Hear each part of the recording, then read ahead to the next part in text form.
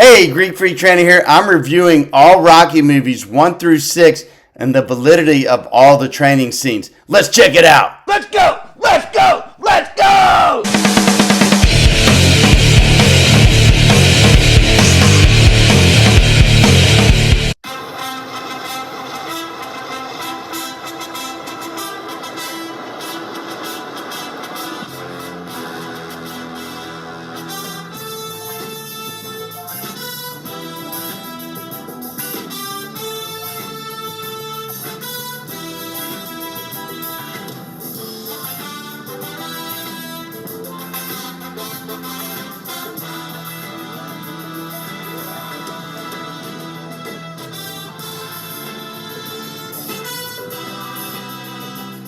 Classic road work, the long distance work. You need to do this early in training for a fight. Usually fighters run around 10 miles to build a base for that fight. Once they build that base, that aerobic capacity of the heart, it'll give them more endurance during the fight. So when it starts getting grueling later on in the fight, that early road work that they did help them make it through 10, 12 round fights as the heart is conditioned. So that is very important in a training camp. Get that road work in, baby. Let's go.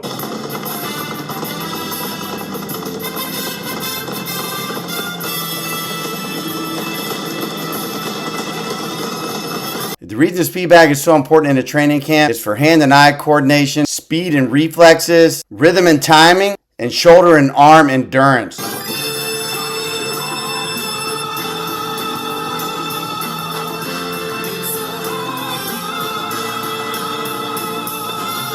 go, Rock! Come on!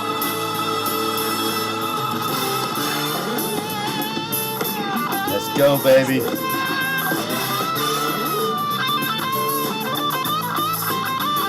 The reason that slamming the ball into the abdomen is so important for fighters is that it will create core resilience. It will have breathe control, so when they're actually taking shots to the stomach, they're going to know how to breathe. Mental toughness to handle discomfort. Boxer becomes more aware of impact from strikes to the body. Improved recovery. With the ball slamming into the ab, the fighter can reduce risk of injury, increasing their overall combat efficiencies.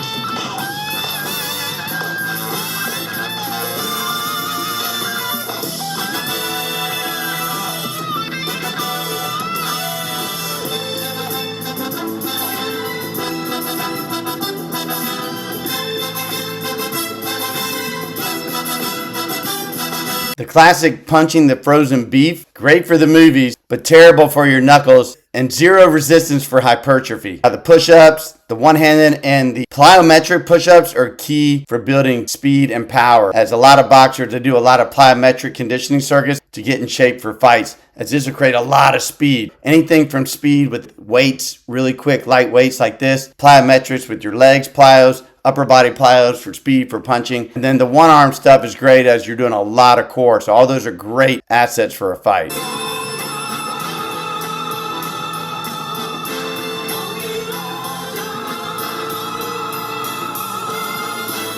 Let's go, Rock!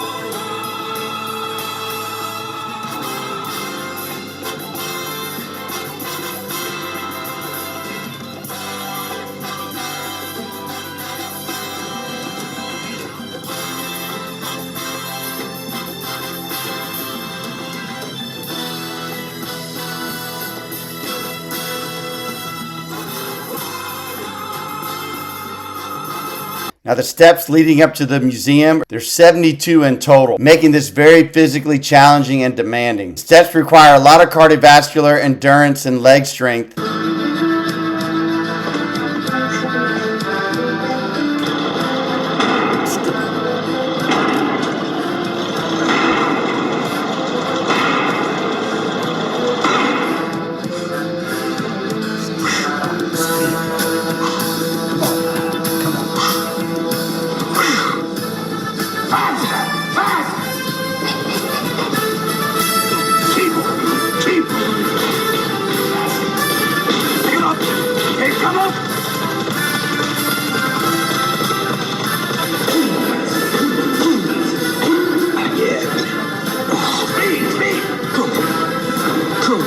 So the one-arm pull-ups obviously increases strength, core engagement, improved muscle imbalance, mental toughness. It just looks tough. It just looks tough. But you got to grab the arm like this. They're not that hard. You should check them out. They're not that hard, but they're fun to do. Just grab that one arm and pull, baby, in the reverse grip motion. Let's go, Rocky. Come on. The sledgehammer is insane. I love that. You can actually slam it on a tire. What this does is, first off, it's a total body workout. Obviously, a lot of core. It also increases explosive power as well as improved coordination. So if you've never tried it, definitely check it out. I love the sledgehammer. Let's get in there and slam it on that tire. We used to have one at our gym, but they took it away. I guess there's an injury thing. But anyway, it's good stuff. 45,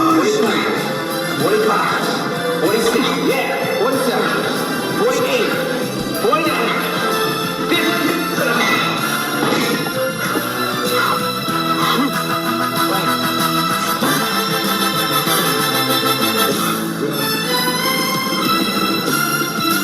Pick it back up. Pick it back up. Let's go. Let's go.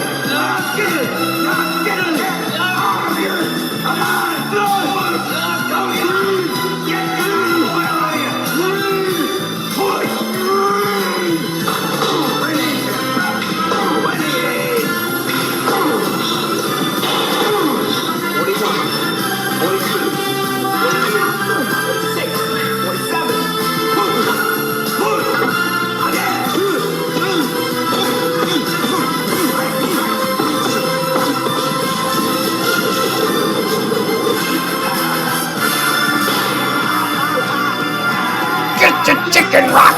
Touch the chicken!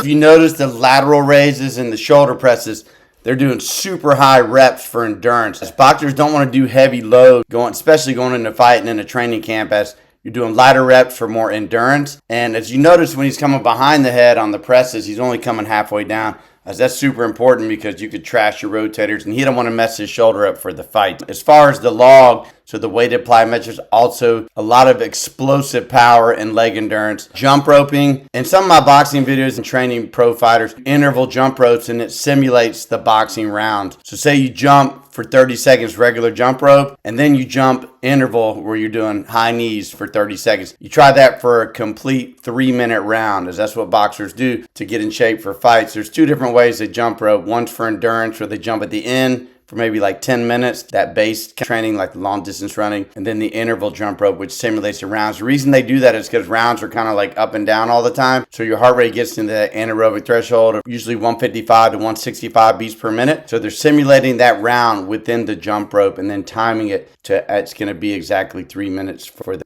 actual rounds of the fight. So it's good stuff. The heavy bag is designed mainly for power. You can also do combinations. One thing that I used to have my pro fighters do, you hit the bag one shot at a time, like one punch, as hard as you can for 3 minutes. So what this does, it's like chopping down a tree. So you're going to beat that bag as hard as you can. Go body, head, head, body. You're focusing on power, so if you ever get someone hurt, if you try to throw a bunch of punches and bunches, it's really not going to hurt someone. You're systematically chopping that tree down by throwing power punches, head, body, body, head, all power shots for 3 minutes. You should try it if you're a boxer or MMA fighter. It is awesome, but it'll give you that endurance to knock someone out, and you're going to be basically placing the shots where you need to finish them. As far as catching the chicken, that is seriously a tough thing to do. That's more probably towards the end of the camp, already doing all your sprints, speed and agility, everything that creates explosiveness, plyometrics, and catching that chicken is a sign that he is super fast and quick at that point of the training camp. It's a really good drill to throw in to see if the fighter is actually able to catch a chicken at that point. That means he is super fast and quick. He's changing up his style of training. For Apollo Creed, he's just training pure grit, just that kind of fighter that he is from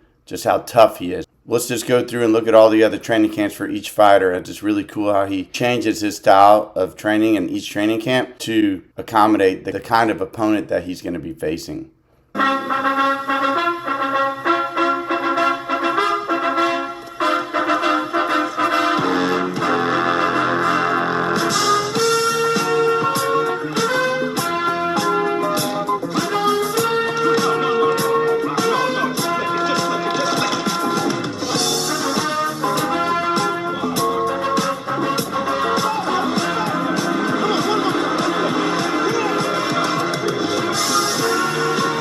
Rhythm, baby.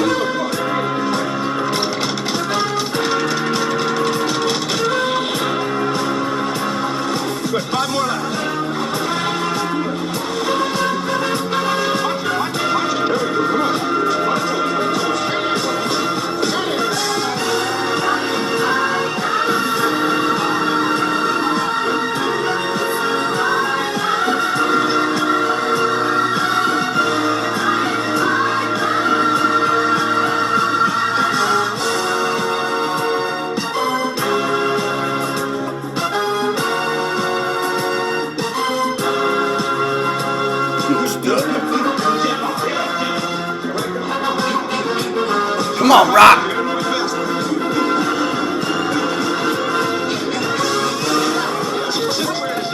That speed, baby. Very nice.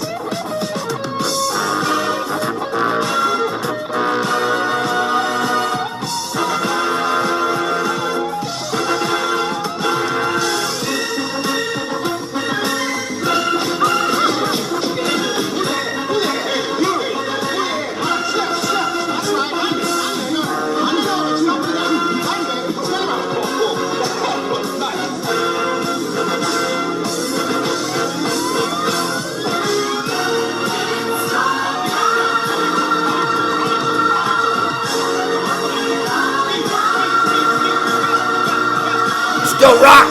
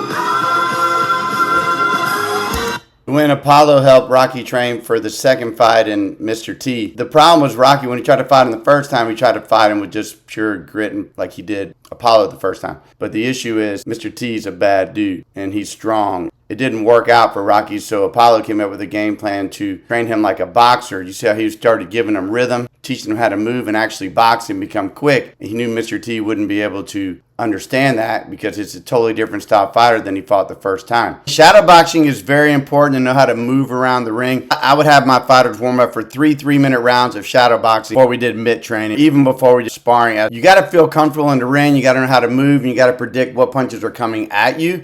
So you're going to be acting like you're in a fight. If you just hit a bag and you're not actually moving to anticipate the counter punches coming, it's not really going to help you much. So you got to be able to get into a ring and shadow box like you're in a real fight, seeing what punches are coming and moving like a fighter, being able to move around, stay relaxed, and just move and groove. And it's like dancing, you know, it's an art. Like Mayweather knows the art. So you just know how to move and groove without expending a lot of energy, but also being able to anticipate what's coming.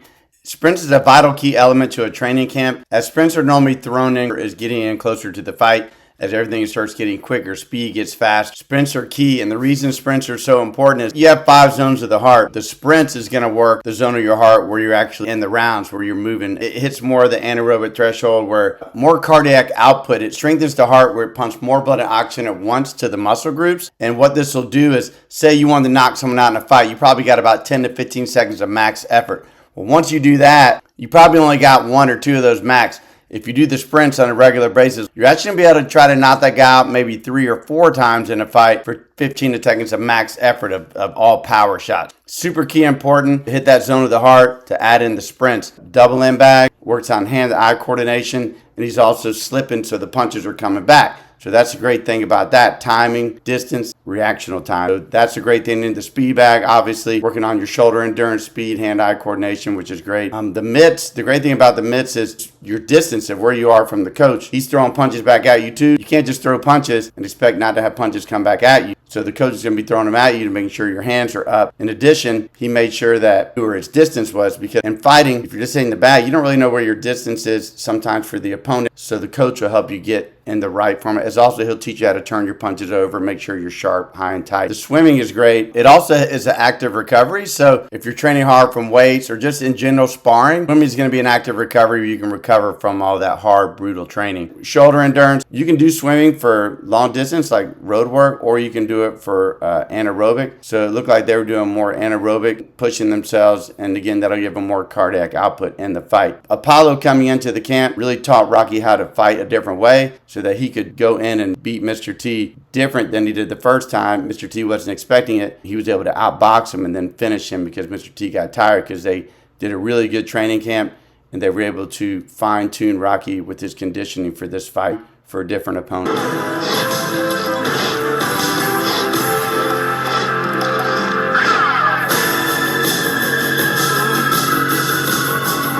Drago!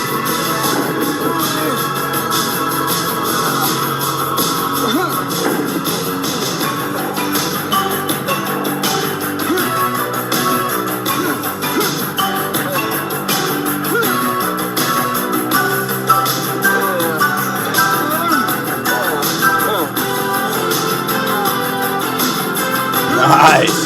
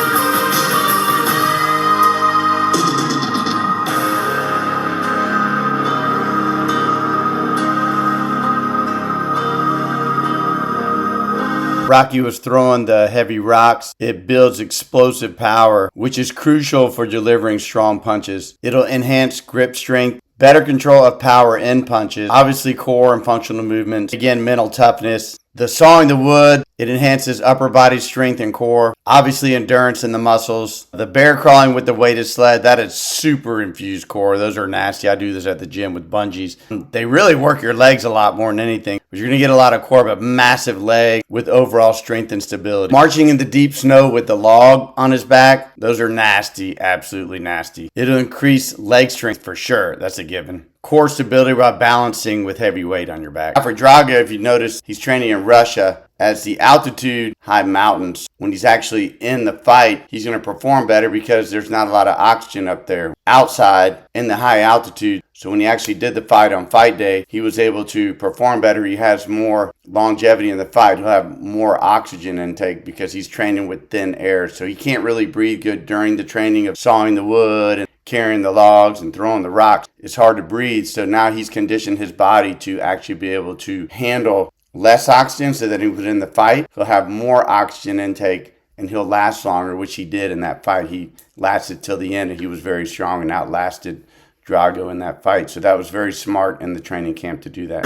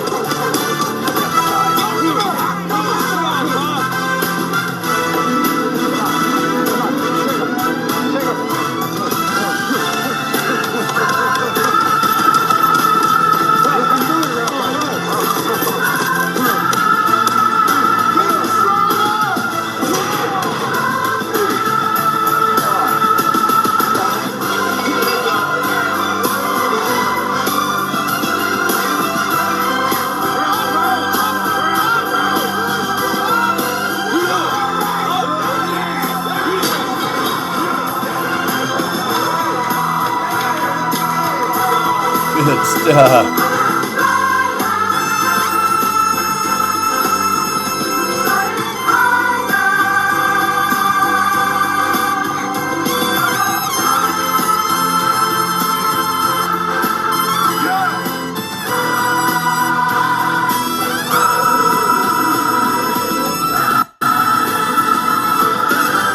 Very last training camp, he was fighting against a lot younger opponent. They knew he was too old to match the kid with speed, so their goal was to get him super strong. So he had to be so strong that he'd be able to knock him out. So if he could just land that one shot, he could knock him out. They designed the whole training camp to lift heavy loads to make him strong, as they knew that he was going to be able to stand with him toe-to-toe and box like he did against Mr. T. This kid was a lot younger, and Rocky was younger when he fought Mr. T. So fighting this younger opponent, the key element was to make him super strong, so a lot of Olympic lifting, a lot of weight training, and work on his power shots. So if he could land that one shot, he could knock him out. So changing up the training per the opponent as styles make fights. So it's very important for that training camp, and it worked really well. Great movie, a compilation of all of Rocky's training and all of his fights, 1 through 6. The thing about this training is he's actually doing real boxing training. And they did change his style of training for each opponent, which is vital. Styles make fights, so you're always going to fight different opponents. They could be brawlers, they could be young with speed.